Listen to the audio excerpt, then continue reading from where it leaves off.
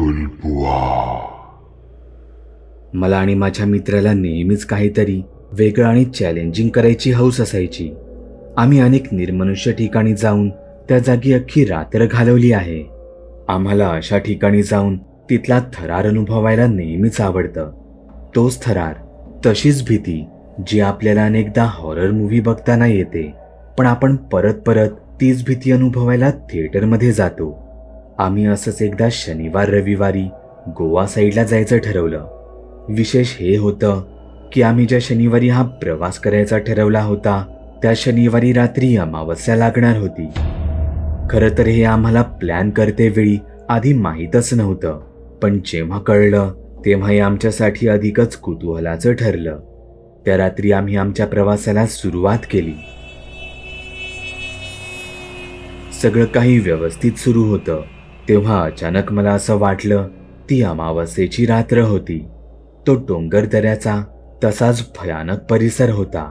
मग आपण अशाच जागी गाडी थांबवून संपूर्ण रात्र गाडीत बसूनच काढली तर? आमची अजून एक सवय होती, मनात आलं आवडलं तर ते काम करूनच टाकायचं. मग मागे पुढे कसलाही विचार करायचा नाही. रात्रीचा असा रस्त्यात थांबायचा प्लॅन माझ्या मित्रालाही पटला होता. तसं आम्ही गाडी पार्क करण्यासाठी एक सुमसाम जागा शोधू लागलो. आम्ही ज्या मार्गावर होतो तिथे वाटेत अशा जागांची काहीच कमी नव्हती. आम्ही रस्त्याकडेला गाडी थांबवली.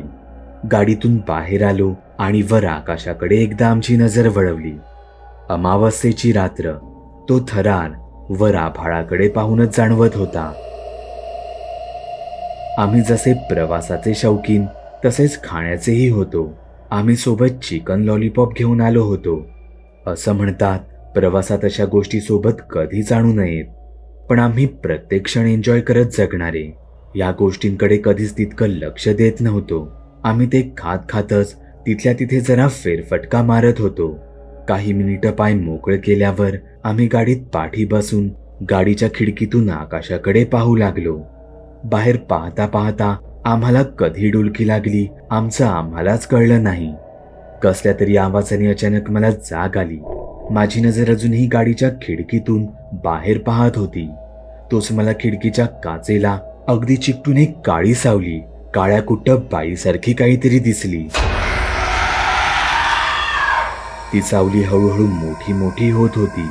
मी एवढा दचकलो की मला पाठच्या सीटवरून पुढच्या सीटवर उडीही मारताच येत नव्हती. तरी पण मी कसं तरी धडपडत पुढच्या सीटवर पोहोचलो. थरथरत्या हातानेच मी गाडी स्टार्ट केली आणि तिथून ती जोरात पळवली. एव्हाना या धडपड गोंधळात माझा मित्रही जागा झाला होता. त्याने पाठी पाहिलं तर सावली रस्त्याच्या मधोमध उभी होती. पण हे तिथेच थांबलं नाही. ती बाई आमच्या गाडीपाठी पूर्ण वेगात धावू लागली. तिचा धावण्याचा वेग पाहता मला हे सामान्य वाटत नव्हतं. तिने बराच वेळ आमच्या गाडीचा पाठलाग केला. आश्चर्याची गोष्ट ही होती की हा संपूर्ण थरार घडत असताना त्या रस्त्यावर एकही वाहन दिसत नव्हतं. ती बाई कोण होती, काय होती? याहीपेक्षा अशा भयानक वेळी जर आमची गाडी बंद पडली असती तर तिने आमच्या सोबत काय केलं असतं? या विचारानेच आमच्या पोटात आजही भीतीचा गोळा येतो. गावाकडच्या भूतांच्या गोष्टी. मी एका प्रायव्हेट कंपनीमध्ये ट्रक ड्रायव्हर म्हणून काम करतो. आमचं काम हे शिफ्ट प्रमाणे चालतं. एकदा मी नेहमीप्रमाणे सामान घेऊन मुंबईकडे चाललो होतो. वाटेत मी आपल्या चॅनलचेच हॉरर व्हिडिओ ऐकत होतो. त्यामुळे हा लांबचा माझा प्रवास भूतांचे किस्से ऐकत ऐकतच अगदी छोटा झाला होता. मी ठरल्याप्रमाणे मुंबईतील एका ठिकाणी पोहोचलो. तिथे माझं ट्रकमधील सगळं सामान हे काढण्यात आलं. तिथून ते पुढे वेगवेगळ्या ठिकाणी वेगवेगळ्या टेम्पोमधून शिफ्ट होणार होतं. त्याच ठिकाणाहून काही सामान माझ्या ट्रकमध्ये पिकअपसाठीही होतं. म्हणून मी ट्रकमधून उतरून ते चेक करत होतो. सामानांची तपासणी करत असताना माझ्या असं लक्षात आलं की ते सामान काही कारणाने आमच्या कंपनीच्या नियमात बसत नव्हतं.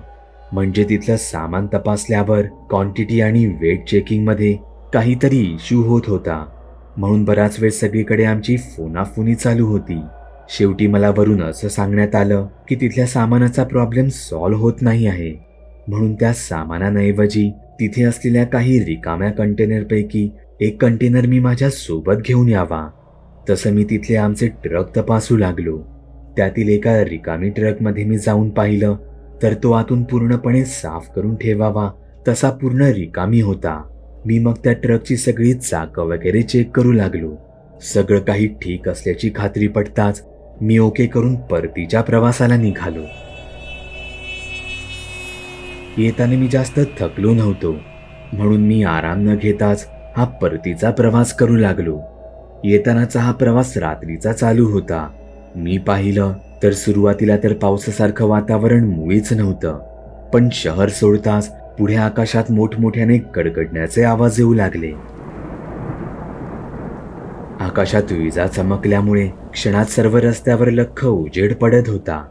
बघायला हे सगळं फार छान वाटत होतं, पण अशा वातावरणात गाडी चालवायला मनात तितकीच भीतीही वाटत होती.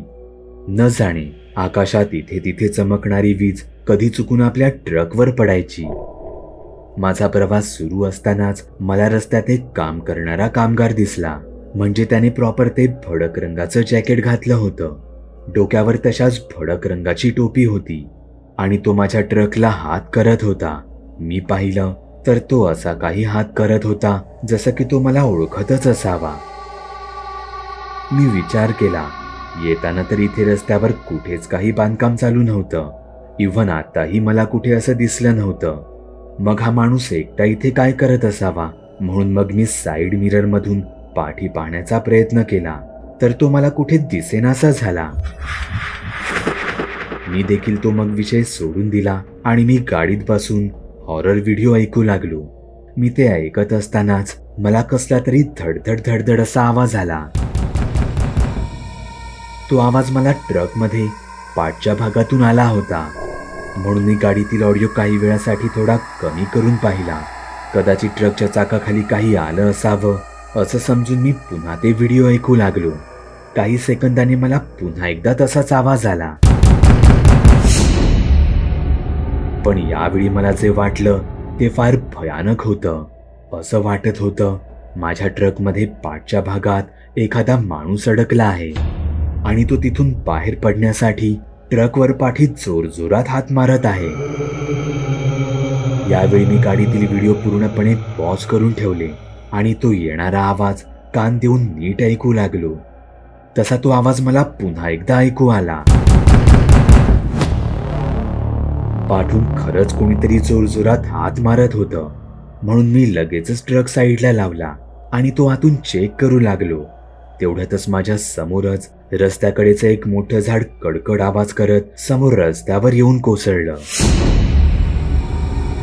ते पाहून मी इतका घाबरलो, मी मनातल्या मनात त्या अज्ञात शक्तीचे आभार मानू लागलो.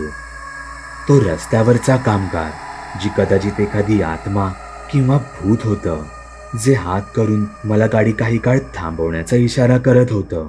आणि आता गाडीतून येणारा तो आवाज, ज्यामुळे मला तो ट्रक थांबवावाच लागला होता. आजवर या रस्त्यावर अनेकांना भूतांचे वाईट आणि भयानक अनुभव आले होते, पण मला आलेला तो अनुभव मला हेच सांगून गेला की सगळ्याच अमानवी शक्ती या वाईट मुळीच नसतात. तुम्ही सुद्धा तुमच्या गोष्टी बागुलबुवाला मेल किंवा मेसेज करू शकता. चॅनलवर अपलोड केलेल्या नवीन व्हिडिओची नोटिफिकेशन मिळवण्यासाठी चॅनल सबस्क्राईब करायला विसरू नका. व्हिडिओ आवडला तर आमच्या मेहनतीचा मोबदला म्हणून तो लाईक करून मित्रांसोबत जरूर शेअर करा. चॅनलवरचे इतर व्हिडिओ पाहण्यासाठी इथे क्लिक करा. तसेच चॅनलवरची प्लेलिस्टही चेक करा. दर दिवशी नवनवीन भूतांचे व्हिडिओ बनवून मी तुमचं मनोरंजन करत राहू याची खात्री बाळगा.